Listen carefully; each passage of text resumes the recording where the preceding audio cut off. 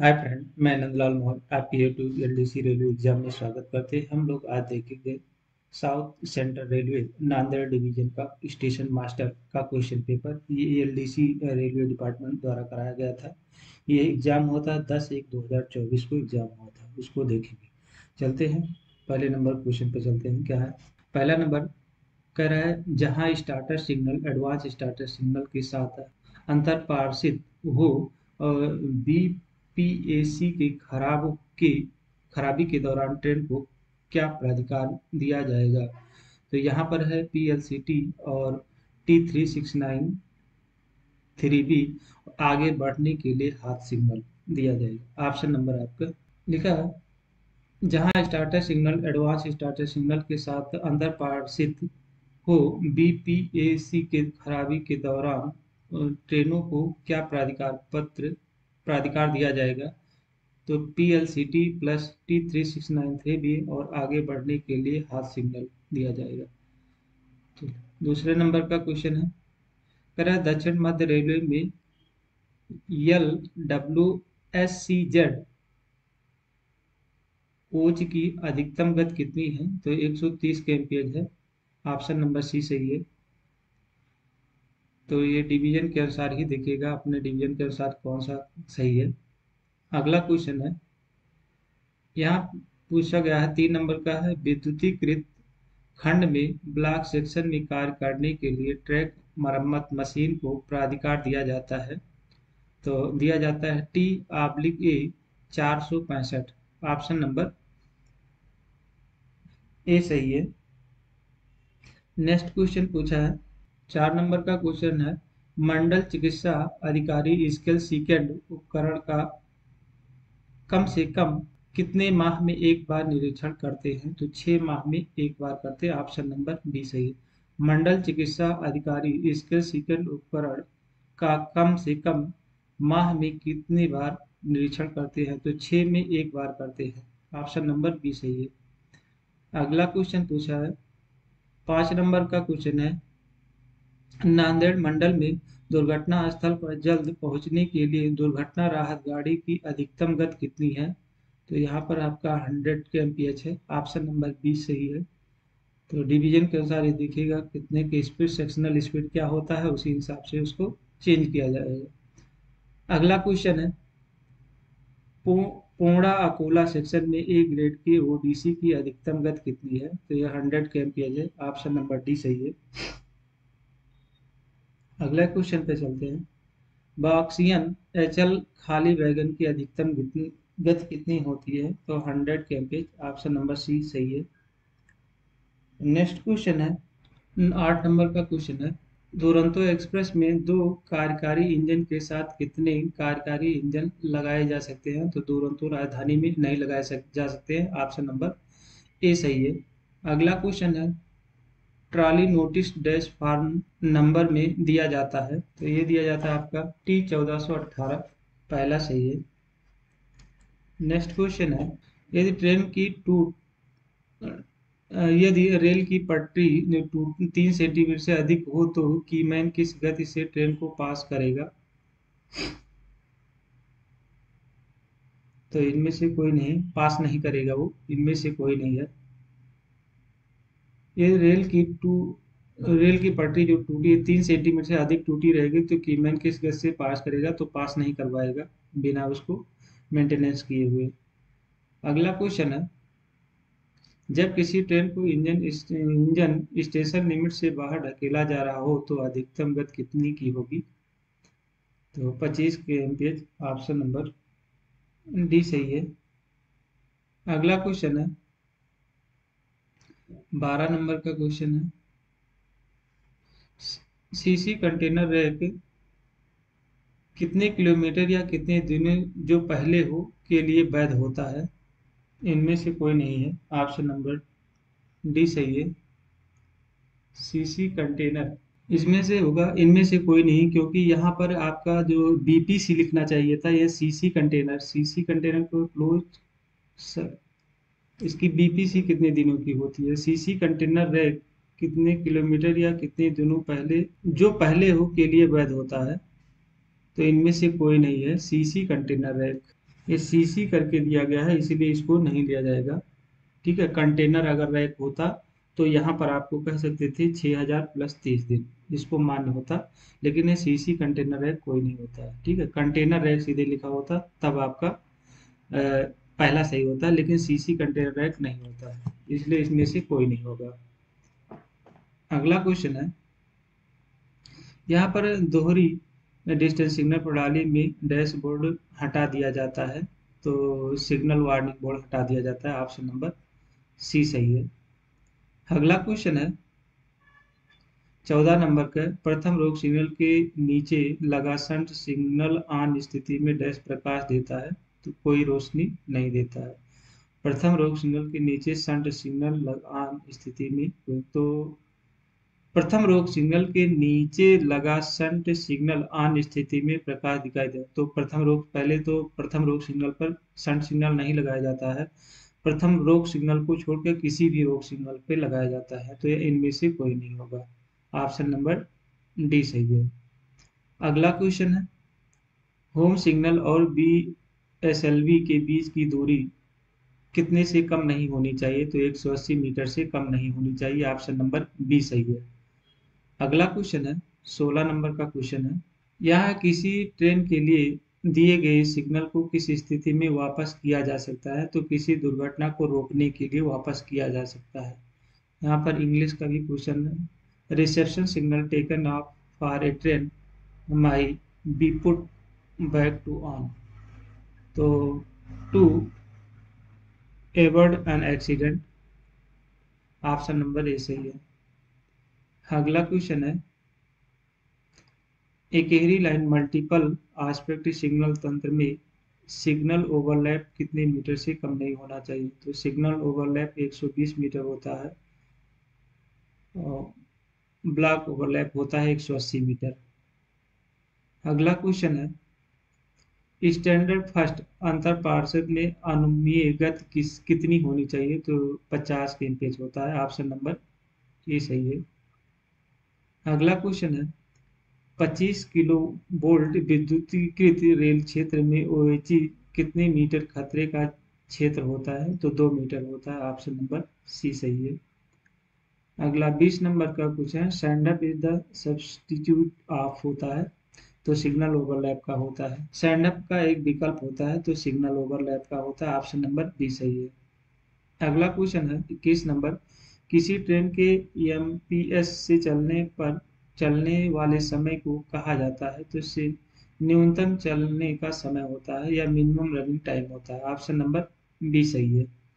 अगला question, shunting permitted indicator dash प्रकार का सिग्नल होता है, तो फिक्स सिग्नल भी होता है, विशेष प्रकार का सिग्नल, ना रिपीटर सिग्नल, एक प्रकार का शंट सिग्नल माना जाता है, तो इनमें से कोई नहीं है।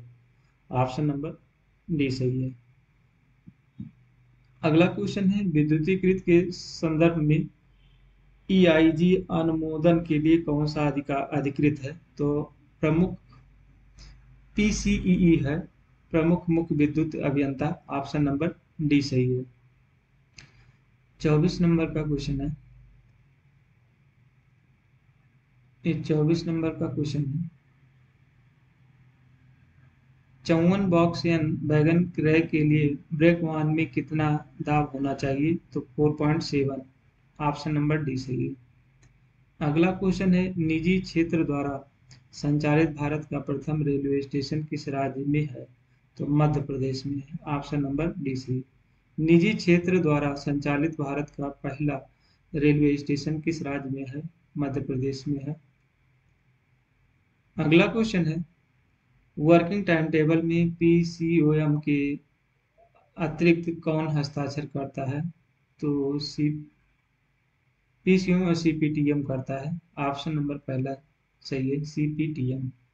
अगला क्वेश्चन है, ट्रैफिक कॉरिडोर ब्लॉक का निर्माण विवरण डैश में होता है, तो डब्ल्यूटीटी में होता है। ऑप्शन नंबर सी सही है। अगला क्वेश्चन है, यदि उपकरण से डैश तक विद्युतकृत प्रवाह ना हो, तो उसे उपकरण खराबी समझा जाएगा, तो 180 सेकंड से ज्यादा। ऑप्शन नंबर ए सही। यदि उपस्कर उपकरण में कितने सेकंड तक विद्युत प्रवाह ना हो तो उसे उपकरण उपकरण खराबी समझा जाएगा? 180 सेकंड से ज़्यादा। अगला क्वेश्चन है, यदि किसी कार्यस्थल पर सतर्कता सूचक लगा हो तो लोको पायलट को सामान्य गति पुनः स्थापित करने के लिए किस माध्यम से सूचना दिया जाएगा? तो ये दिया जाता है, टर्मिनेशन इंडिकेटर होता है। ऑप्शन नंबर बी से इंग्लिश शब्द है टर्मिनेशन इंडिकेशन, हिंदी में समाप्ति सूचक होता है, समाप्ति सूचक लिखा हुआ है। ऑप्शन नंबर बी सही है। अगला क्वेश्चन है, यदि दो इंजन को जोड़ दिया जाए तो पीछे वाले इंजन के लिए प्रस्थान प्राधिकार होगा? तो प्रस्थान सिग्नल का ऑफ पहलू होता है। ऑप्शन नंबर ए सही है। यदि दो इंजन को जोड़ दिया गया हो तो पीछे वाले इंजन के लिए प्रस्थान प्राधिकार होगा, तो प्रस्थान सिग्नल का ऑफ पहलू होना चाहिए। ऑप्शन नंबर ए सही है। अगला क्वेश्चन है, इंजीनियरिंग गेटमैन के संक्षमता प्रमाण पत्र के नवीनीकरण होता है तो 5 वर्ष। ऑप्शन नंबर सी सही है। गैर संटी के उद्देश्य से गैर रोलर बेयरिंग वाले वैगन के लिए डैश या अधिक की ढाल तिरछी ढाल मानी जाती है, तो 216 में 1 होना चाहिए। ऑप्शन नंबर बी सही है। संडी के उद्देश्य से गैर रोलर बेयरिंग वाले वैगन के लिए या अधिक की ढाल तिरछी ढाल मानी जाती है, 260 में 1 का।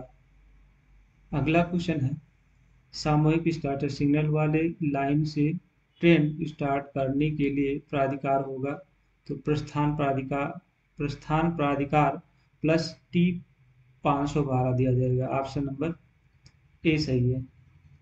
अगला क्वेश्चन है, पॉइंट इन क्रॉसिंग पर टीटीएम मशीन की गति कितनी होती है? 10 kmph। ऑप्शन नंबर ए सही है। अगला क्वेश्चन है, 1080 किस प्रकार के लोको से लगाया जाता है? तो इनमें से कोई नहीं है, WAG9 WAP12 इनमें उपयुक्त दोनों में से, तो उसमें ऑलरेडी इंजन लगे होते हैं, कोई अलग से इंजन नहीं जोड़कर चलाया जाता है, तो इनमें से कोई नहीं होगा। 36 नंबर का क्वेश्चन लिखा हुआ है, यदि एब्सोल्यूट ब्लॉक सिस्टम में एडवांस स्टार्टर फेल हो जाए और ब्लॉक टेलीफोन पर लाइन क्लियर नहीं दिया जा सके तो मूर्ति प्रस्थान प्राधिकार पर प्रथम ट्रेन की गति क्या होगी? अनुभागीय गति, ऑप्शन सेक्शनल स्पीड होगा। ऑप्शन नंबर डी सही है। यदि एब्सोल्यूट ब्लॉक सिस्टम में एडवांस स्टार्टर फेल हो जाए और ब्लॉक टेलीफोन पर लाइन क्लियर नहीं दिया जा सके तो मूर्त प्रस्थान प्राधिकार पर प्रथम ट्रेन की गति क्या होगी? विभागीय गति होगी। सेक्शनल स्पीड होना चाहिए, अनुभागीय गति। ऑप्शन नंबर डी सही है। अगला क्वेश्चन है, यदि अधिकृत मुद्रित फॉर्म किसी कारणवश उपलब्ध न हो तो निम्न में से किसे हस्तलिखित रूप से निम्नलिखित में जिसमें सभी विवरण लिखे हों उपयोग किया जा सकता है? T806 में यदि प्राधिकृत मुद्रित फॉर्म किसी कारणवश उपलब्ध न हो तो निम्न में से किसी हस्तलिखित रूप में जिसमें सभी विवरण लिखे हों प्रयोग किया जा सकता है? T806 में। ऑप्शन नंबर सी सही है। अगला क्वेश्चन है, किसी ऐसे स्टेशन पर जहां C&W कर्मचारी उपलब्ध नहीं हो किसी वाहन का एक्सल बॉक्स गर्म पाया जाता है, तो निम्न में से कौन सा कथन सत्य है? तो इन कोई कथन सत्य नहीं है। कह रहा लोको पायलट और गार्ड स्टेशन मास्टर से परामर्श कर गति निर्धारित करेगा नहीं। लोको पायलट और गार्ड पावर नियंत्रण से परामर्श कर गति निर्धारित करेगा नहीं। ट्रेन 30 kmph से गति करेगा नहीं। किसी ऐसे स्टेशन में जहां C&W कर्मचारी उपलब्ध नहीं हो किसी वाहन का एक्सल बॉक्स गर्म पाया जाता है, तो निम्न में से कौन सा कथन सत्य है? ऑप्शन नंबर डी सही, इनमें से कोई नहीं है। अगला क्वेश्चन है, यस मार्कर सूचक किसी लोको पायलट को आउटलाइन साइडिंग में डैश की सूचना के लिए लगाया जाता है? तो फेसिंग पॉइंट यहाँ पर है। ऑप्शन नंबर सी सही है। यस मार्कर सूचक किसी लोको पायलट को आउटलाइन साइड में डैश की सूचना के लिए लगाया जाता है, फेसिंग पॉइंट सूचना के लिए लगाया जाता है। ऑप्शन नंबर सी सही है। अगला क्वेश्चन है, निम्न में से किस ट्रेन को प्राथमिकता के लिए सबसे कम प्राथमिकता दी जाती है? तो मटेरियल ट्रेन को। ऑप्शन नंबर बी सही है। अगला क्वेश्चन है, निम्नलिखित में से किस मामले में टीएसआर में लाल स्याही प्रविष्टि की आवश्यकता नहीं है? तो नियोजन के बाद चलने वाले प्रथम ट्रेन के लिए। ऑप्शन नंबर सी सही है। नियोजन के बाद चलने वाले प्रथम ट्रेन के लिए first train date after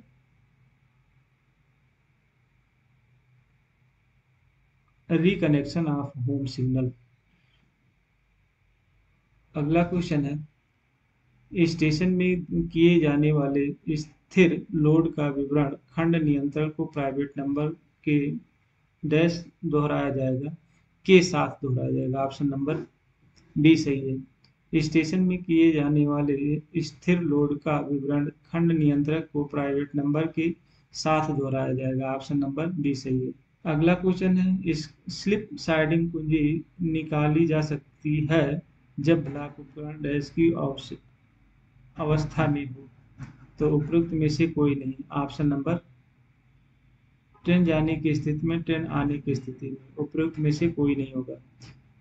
slip siding कुंजी निकाली जा सकती है जब ब्लॉक उपकरण डैश की आवश्यकता होती नहीं, स्लिप साइडिंग की कुंजी नहीं निकाली जाएगी। ऑप्शन नंबर सी सही है, उपरोक्त में से कोई नहीं। अगला क्वेश्चन है, ये कोई स्टेशन क्या लाइन क्लियर है सिग्नल को स्वीकार करने की स्थिति में ना हो तो वह डैश देर कर अस्वीकार कर सकते हैं? तो बाधा खतरे का सिग्नल होता है। ऑप्शन नंबर बी सही है, ऑब्स्ट्रक्शन डेंजर सिग्नल।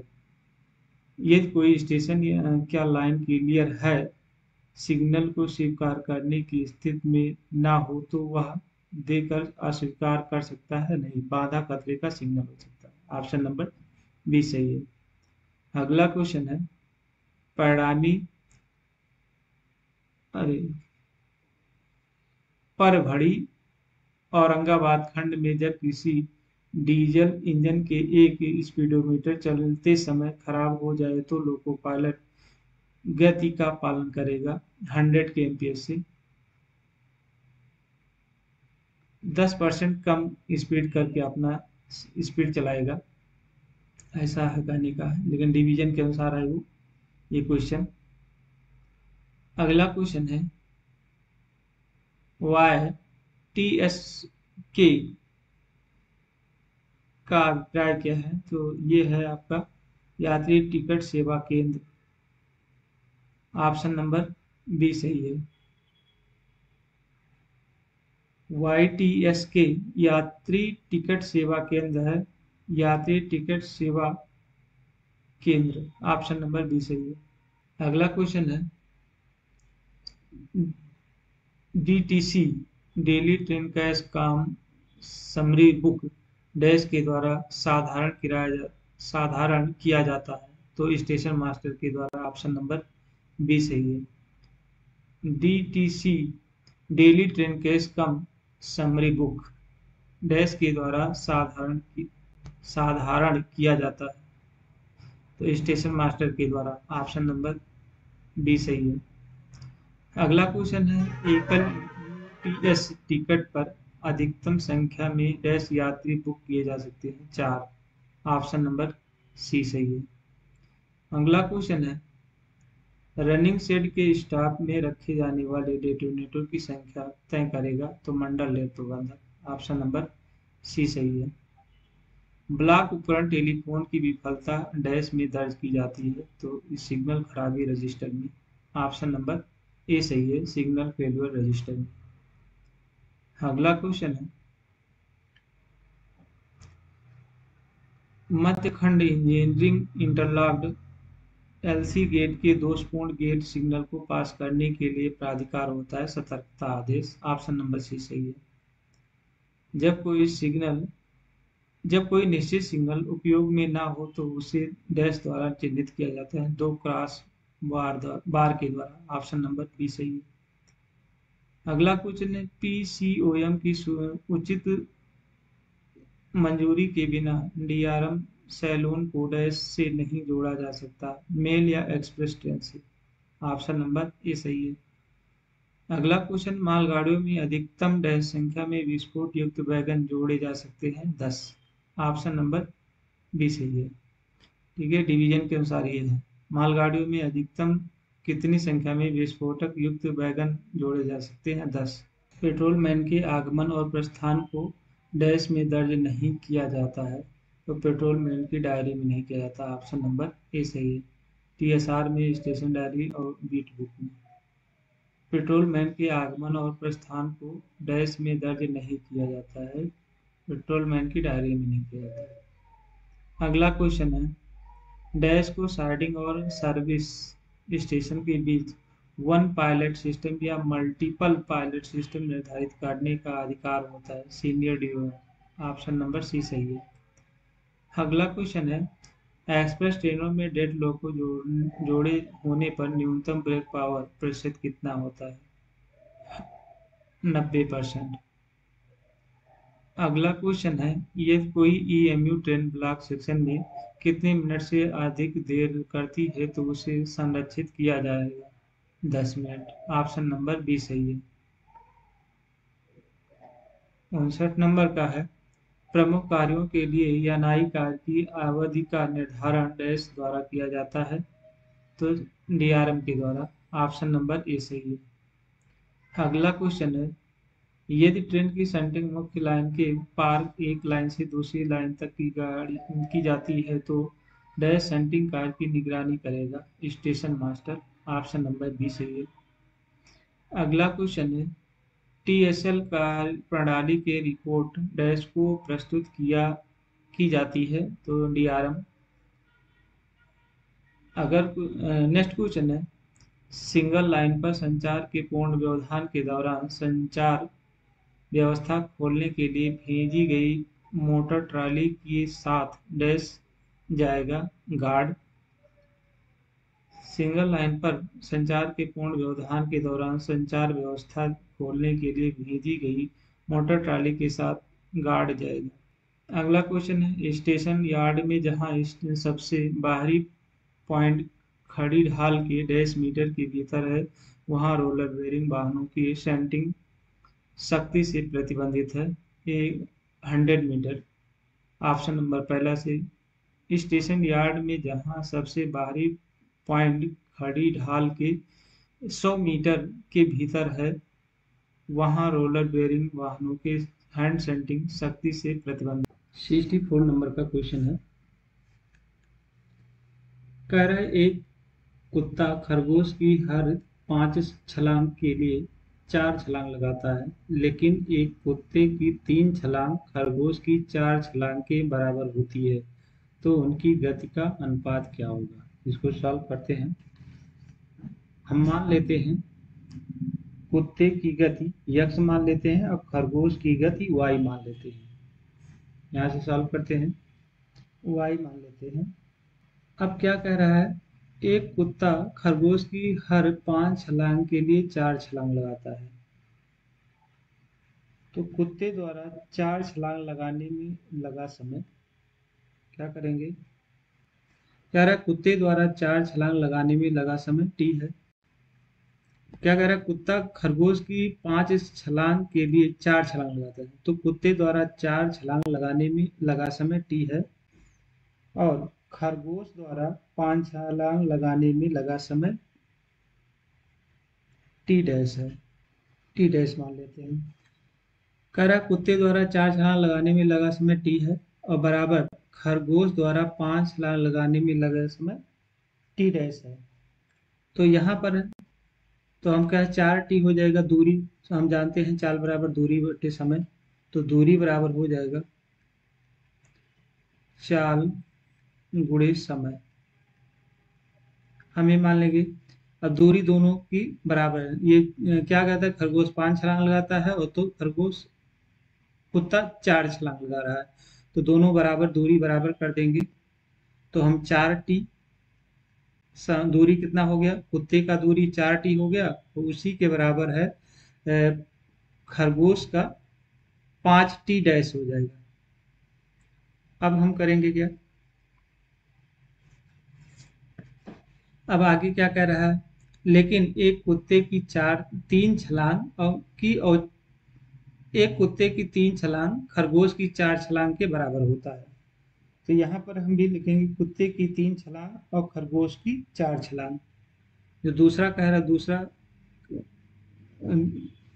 यहाँ से फिर दूसरा कुछ कह रहा है, कुत्ते की 3 छलांग और खरगोश की 4 छलांग के बराबर है। तो यहाँ हम लिखेंगे कुत्ते की 3 छलांग खरगोश की 4 छलांग के बराबर है। तो हम यहाँ दूरी क्या निकाल लेंगे, 3x इंटू टी बराबर 4y इंटू टी डैश। ये चाल हो गया, क्या हो गया, ये कुत्ते की 3 छलांग, तो यहाँ आपका टी समय हो गया और ये 2x 3x दूरी हो रहा है। तो ये क्या निकल आया आपका चाल, और चाल दोनों की बराबर है, उसी का अनुपात निकालना है। तो यहाँ से हम क्या कर देंगे,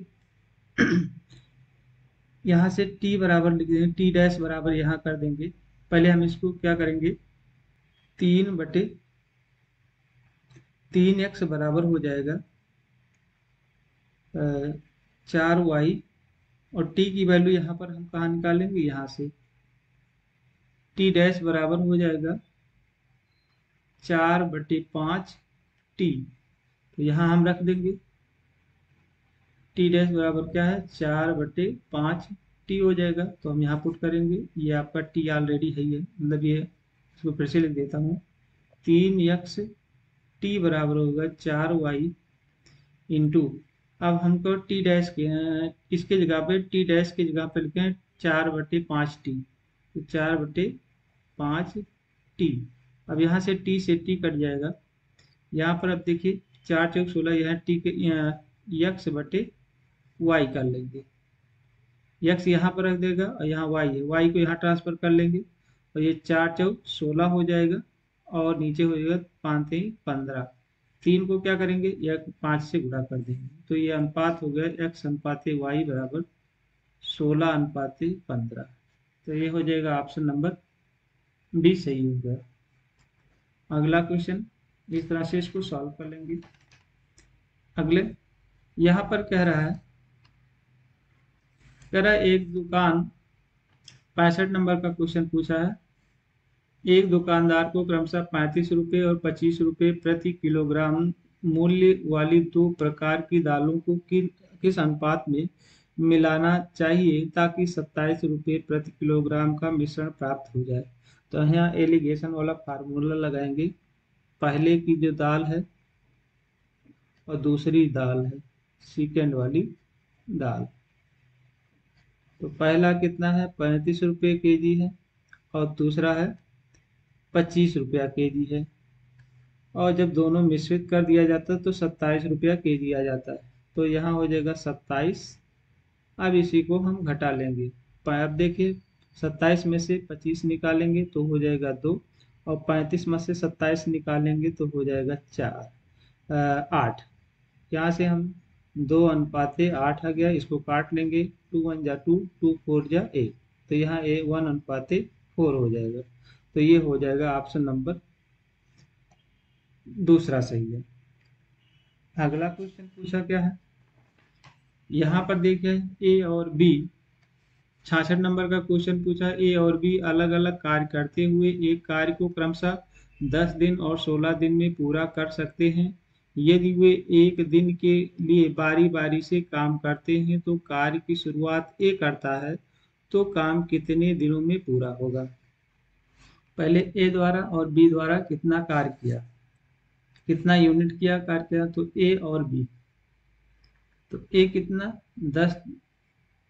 10 कार्य करता है, और बी करता है कितना 16 कार्य। दोनों का एलसीएम ले लेंगे तो ये 80 हो जाएगा। तो 80 हो गया, ये यूनिट में हो गया, मतलब दोनों मिल के कार्य करेंगे, एलसीएम ले लेंगे तो 80 आ जाएगा, और ये दोनों मिल के कार्य करेंगे तो 80 यूनिट कार्य करते हैं। तो एक दिन में वो कितना कार्य करते हैं, तो एक कितने दिन में, 16×5 = 8 दिन में का 8 यूनिट प्रति डे। एक दिन में वो 8 यूनिट करता है, और बी करता है कितना 5 दिन में, 5 दिन में करता है। और टोटल मिला के अगर देखा जाए तो कितना यूनिट एक दिन में कार्य करता है, 13 यूनिट, 13 यूनिट 1 दिन में कार्य करता है, दोनों मिला के। अब हम क्या करेंगे, अब यहाँ से ये बारी बारी से पूरा कार्य करते हैं। दोनों क्या है, एक एक बार ए करता है, फिर बी करता है, फिर ए करता है, फिर बी, फिर ए, ऐसे ऐसे करते हुए जाता है। कहाँ तक, 80 यूनिट कार्य तक। तो कहाँ तक, पहले हम इसे ये बारी बारी से पूरा कार्य करते हैं। ए और बी पूरा कार्य करते हैं। तो पहले ए करता है, फिर बी करता है। तो ए और बी दोनों 2 दिन कार्य करता है। इसलिए ए और बी दोनों मिलकर, ए करता है फिर बी करता है, इसका मतलब 2 दिन कार्य किया तो 13 यूनिट कार्य किया। कितना, 13 यूनिट। और हमको कितना यूनिट करना है, 80 यूनिट कार्य करना है। तो इसमें हम कितने का गुणा करते हैं कि 80 हो जाए, या ये 80 के आगे पीछे हो जाए। तो हम क्या करेंगे, और 80 हो जाएगा, इसका मतलब 13 छक 78, हम 6 का गुणा कर दें, क्या है करें, 6 का अगर हम दोनों तरफ गुणा कर देते हैं तो 6 दूनी 12, 12 दिन में पूरा कार्य होगा। कितना कार्य होगा, 78 कार्य, 78 यूनिट कार्य होगा। कौन, ए और बी तक, बी तक मतलब ए किया, फिर बी किया, फिर ए किया, फिर बी, ऐसे करते गया वो। कितना, 12 दिन तक कार्य किया था। अब आ गया है बी तक, कार्य खत्म हो चुका है।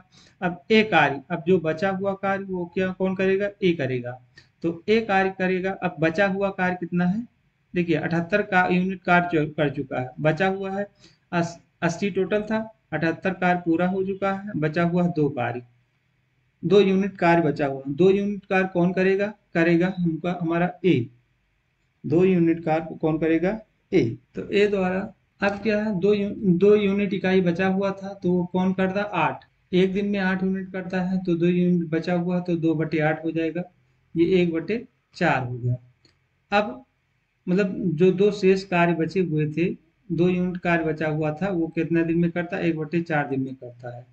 तो टोटल कार्य कितना हो गया, 12 हो गया। ये 12 था पहले, 12 दिन तक किया, तो 12 और प्लस वो शेष कार्य कौन बचा, 1/4। तो 1/4, 12 सही 1/4 दिन लगेगा। तो ऑप्शन नंबर आपका 12 सही 1/4 दिन, ऑप्शन नंबर आपका बी सही है। अगला, यहाँ पर देखिए, एक दुकानदार 4% छूट देता है और 15 वस्तु खरीदने पर वह एक वस्तु निःशुल्क देता है, तो वह लेन देन के दौरान 35% लाभ कमाता है। तो उसने वस्तुओं पर लगाना लागत मूल्य से कितने प्रतिशत अधिक मूल्य अंकित किया था। तो यहाँ पहले हम मान लेंगे, क्या है, 15 वस्तु का खरीद मूल्य 15 रुपये हो जाएगा। क्या करेंगे, 15 वस्तु का मूल्य 15 रुपये हुआ। तो उसने क्या करता है कि 15 वस्तु खरीदता है, तो 15 वस्तु पे जब बेचता है वो क्या करता है, तो एक वस्तु और देता है, तो 16 वस्तु हो जाता है। 16 वस्तु का विक्रय मूल्य कितना हो जाएगा, और उस पर 4% छूट देता है, तो बचता है कितना। पहले हम क्या करेंगे, 15 वस्तु का क्रय मूल्य 15 रुपये है, तो छूट कितना दे रहा है, 4%। तो 4% छूट दे रहा है, तो 15, ये यहाँ निकाल लीजिए, 15 गुणे 96/100, इसको सॉल्व करेंगे तो 14.40 आ जाएगा। अब अब 16 वस्तु का विक्रय मूल्य निकालना है, तो कितने में वो खरीदा था, 14.4, और बेचता है 16 वस्तु बनाकर। तो वहाँ 14.40 और गुणे 100/135, क्या निकालेंगे हम, विक्रय मूल्य निकालेंगे। क्या निकालेंगे, क्रय मूल्य किसका, 16 वस्तु का क्रय मूल्य निकाल लेंगे। 16 वस्तु का क्रय मूल्य निकालेंगे तो आ जाएगा 32/3 रुपये। इसको सॉल्व करेंगे तो 32/3 रुपये हो जाएगा। तो एक वस्तु का क्रय मूल्य कितना हो जाएगा, एक वस्तु का क्रय मूल्य 32/3, क्योंकि ये 16 वस्तु का क्रय मूल्य था। 16 वस्तु का क्रय मूल्य कितना था, 32/3, तो एक वस्तु का क्रय मूल्य हो जाएगा 1/16, 16 दूना 32, तो ये हो जाएगा 2/3। एक वस्तु का क्रय मूल्य 2/3 है, तो टोटल कितने थे, एक, टोटल कितना था, एक था। तो यहाँ से हम सॉल्व करेंगे, -2/3 गुणे 100, इसको सॉल्व कर लेंगे। इसको काटेंगे तो 1/3, और नीचे पलटेंगे तो 3/2 और गुणे 100 हो जाएगा। यहाँ से 3 से 3 कट जाएगा, 2 से इसको काटेंगे 50% आ जाएगा। ऑप्शन नंबर आपका दूसरा सही है। अगला क्वेश्चन है, क्या 5,000 रुपये का 2 वर्ष में चक्रवृद्धि ब्याज और साधारण ब्याज का अंतर 32 है, तो ब्याज की दर ज्ञात कीजिए। यहाँ सीधे आप फार्मूले पे रखें और तुरंत सॉल्व कर लीजिए। यहाँ होता है साधारण ब्याज और चक्रवृद्धि ब्याज, मतलब दोनों का डिस्टेंस बराबर होता है पी डी बराबर पी आर स्क्वायर बटे 100। हम इसी फार्मूले पे रख देंगे। इसको सॉल्व करें, डिफरेंट कितना है 32 बराबर मूलधन कितना है 5000, आर को हमको आर स्क्वायर बटे 100, दोनों ये दोनों का स्क्वायर करेंगे तो ये गुणे 100 100 हो जाएगा। 3 जीरो इसको काटेंगे और 3 जीरो इसको काट देंगे। अब यहाँ पर आ जाएगा 5 से 1 के 5 दूनी 5 दूनी 10, आर स्क्वायर बराबर हो जाएगा 64, तो आर बराबर हो जाएगा 8%। ऑप्शन नंबर आपका 70 नंबर का है रोलर बेरिंग की जब्त होने का लक्षण नहीं है मटे मेटेलिक आवाज। ऑप्शन नंबर सी सही है। रोलर बेरिंग में क्या तेल छिड़कने की गंध, धुआं और सीटी की आवाज आती है, मटेरियलिक आवाज नहीं है। ऑप्शन नंबर सी सही है। अगला क्वेश्चन है रेलवे स्टाफ को प्रति वर्ष कितने दिन के लिए यह एलएपी दी जाती है? 30 दिन के लिए। ऑप्शन नंबर डी सही है। अगला क्वेश्चन है किसी कर्मचारी को उसकी सेवा में कितने दिन का एल एच ए पी जमा किया जा सकता है? तो अनलिमिटेड जमा किया जाता है। ऑप्शन नंबर डी सही है। नेक्स्ट क्वेश्चन है यदि किसी कर्मचारी को पुराने स्टेशन से 30 किलोमीटर दूर स्थित स्टेशन पर प्रशासनिक आधार पर स्थानांतरित किया गया है तो कंपोजिट ट्रांसफर ग्रांट का भुगतान मूल वेतन के डैश की दर से दिया जाएगा 80% की दर से। ऑप्शन नंबर बी सही है। अगला क्वेश्चन है जीपी 180 लेवल 1 के एपीएम जिन्होंने 5 साल की सेवा पूरी कर ली है डैश क्लास ड्यूटी पास के हकदार हैं, द्वितीय शयनयान श्रेणी। ऑप्शन नंबर पहला सही है। अगला क्वेश्चन है सेवानिवृत्त रेलवे कर्मचारी डैश महीने की अवधि के लिए सामान्य किराए पर रेलवे आवास रख सकता है 4 माह तक। ऑप्शन नंबर सी सही। अगला क्वेश्चन है छोटे डी एंड ए आर मामले का निपटारा डैश दिनों के भीतर किया जा सकता है? 31 दिन के लिए। छोटे डी एंड ए आर मामले का निपटारा 31 दिन में पूरा किया जाना चाहिए। अगला क्वेश्चन है पीसीटी का रिकॉर्ड इंटेड प्रतियों में किया जाता है? 3 प्रतियों में। ऑप्शन नंबर ए सही है। अगला क्वेश्चन है लघु सिग्नल रिपीटर्स उपलब्ध कराए जाते हैं तो स्टेशन मास्टर कंट्रोल पैनल पर। ऑप्शन नंबर सी सही है। अगला क्वेश्चन है कोहरे के मौसम में किसी सिग्नल के स्थान को बताने के लिए डेटोनेटर लगाना आवश्यक नहीं है गेट सिग्नल से। स्टार्टर उपरोक्त में से दोनों, इनमें से कोई नहीं। कोहरे के मौसम में किसी सिग्नल के स्थान को बताने के लिए डेटोनेटर लगाना आवश्यक नहीं है, गेट सिग्नल के लिए नहीं होता। ऑप्शन नंबर ए सही। अगला क्वेश्चन है लंबी दूरी की ट्रेनों में विशेष प्राथमिकता चिकित्सा बॉक्स किसके चार्ज में रखा जाता है? तो ट्रेन सुपरिटेंडेंट्स के चार्ज में। ऑप्शन नंबर बी सही है, ट्रेन अधीक्षक की। अगला क्वेश्चन है भारत में रेलवे दावा न्यायाधिकरण की कितनी पीठ है? 21। ऑप्शन नंबर बी सही है। अगला क्वेश्चन है नांदेड़ मंडल में मेडिकल रिलीफ ट्रेन के अप्रत्यक्ष प्रेषण का लक्ष्य समय क्या है? 20 मिनट। ऑप्शन नंबर डी सही है। Dispatch of medical relief train Nanded division में 20 मिनट। अगला क्वेश्चन है train parting in danger signal train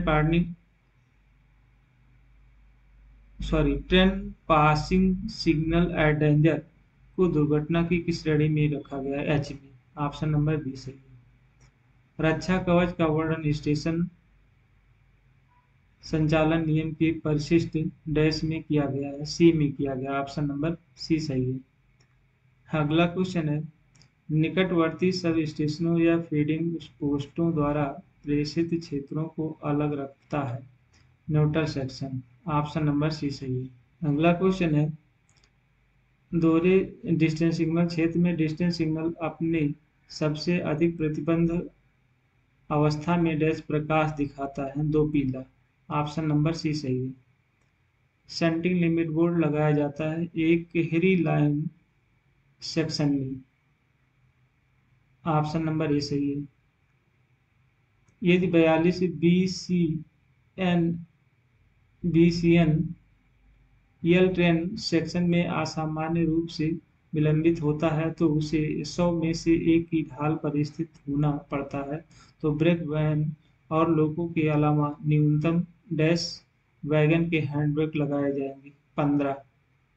option number C सही है। अगला क्वेश्चन है, आपातकालीन स्थिति में रात के समय मटेरियल ट्रेन को डैश की अनुमति लेकर कार्य करने का आदेश दिया जाता है। तो ये दिया जाता है मंडल रेल प्रबंधक के द्वारा। ऑप्शन नंबर सी सही है। स्टेशन बैलेंस शीट का डेबिट पक्ष क्या दिखता है? संचयी आय, actual earning. Option number C सही है। यहाँ पर 10 क्वेश्चन इंग्लिश के पूछे गए थे। The reward was not commensurate dash the work done by us. तो यहाँ पर विद का प्रयोग किया गया था। अगला question, she takes detail dash testing boy. तो इनका प्रयोग किया गया। ऑप्शन नंबर सी सही है। अगला, he is the indifferent like dash praise praise and the blame. तो टू का प्रयोग किया गया। ऑप्शन नंबर बी सही है। अगला क्वेश्चन है, dispute the company dash of digital watch quite a few emerged as the surprise. तो प्लेथोरा।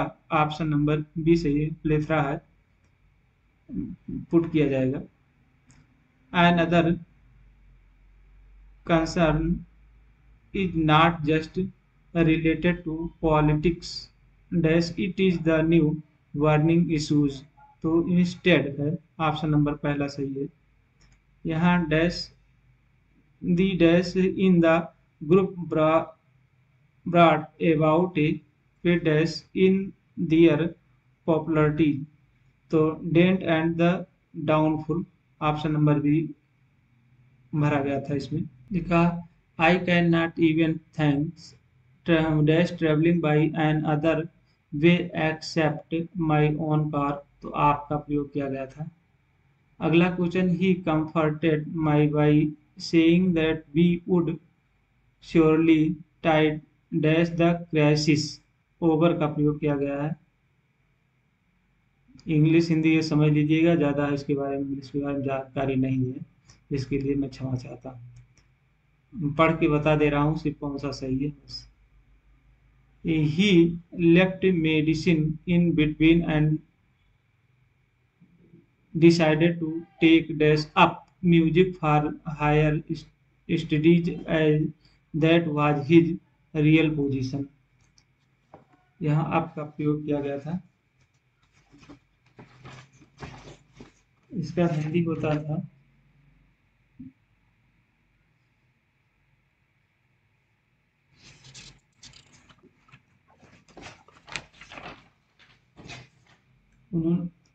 उन्होंने बीच में ही दवा छोड़ दी और उच्च क्षेत्रों के लिए संगीत अपनाने का फैसला किया क्योंकि यही उनका वास्तविक स्थिति थी।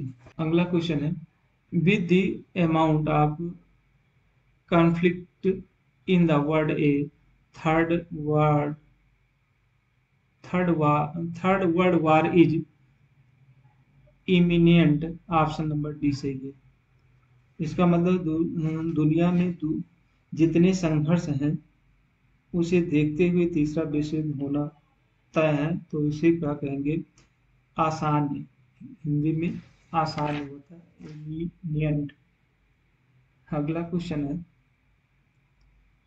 ये हिंदी में राजभाषा से 10 क्वेश्चन है। हिंदी प्रवीणता प्राप्त कर्मचारी किसे कहा जाता है? तो मैट्रिक स्तर की परीक्षा हिंदी माध्यम से उत्तीर्ण हो। ऑप्शन नंबर डी सही है। अगला क्वेश्चन, रेल मंत्री हिंदी निबंध प्रतियोगिता में भाग लेने वाले रेल कर्मचारी की कम से कम कितनी रेल सेवा पूरी होनी चाहिए? 3 माह। ऑप्शन नंबर ए सही है। केंद्रीय अनुवाद ब्यूरो का गठन कब किया गया था?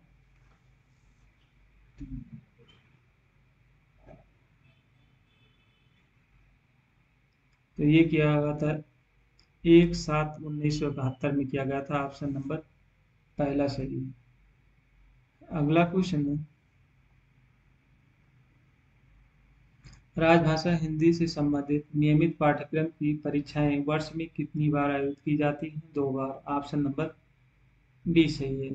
हिंदी पाठ्यक्रम में प्रशिक्षित होने के लिए कौन योग्य होता है? तो तृतीय श्रेणी और उसके ऊपर के कर्मचारी। ऑप्शन नंबर बी सही है। राजभाषा नियम 1976 के किस नियम के अंतर्गत कर्मचारी आदेश, अपील या अभ्यावेदन हिंदी या अंग्रेजी में कर सकता है? नियम 7 में कहा गया है। ऑप्शन नंबर बी सही है। अगला क्वेश्चन, राजभाषा नियम 1976 के किस नियम के अनुसार हिंदी में प्राप्त पत्रों के उत्तर हिंदी में दिए जाएंगे? नियम 5 में। ऑप्शन नंबर डी सही है। संसद में संविधान का भाग 17 किस तिथि को पारित किया गया था? 14 सितंबर 1949 को। ऑप्शन नंबर पहला सही है। संविधान के भाग 17 में कितने अनुच्छेद हैं? तो 9 है। ऑप्शन नंबर डी सही है।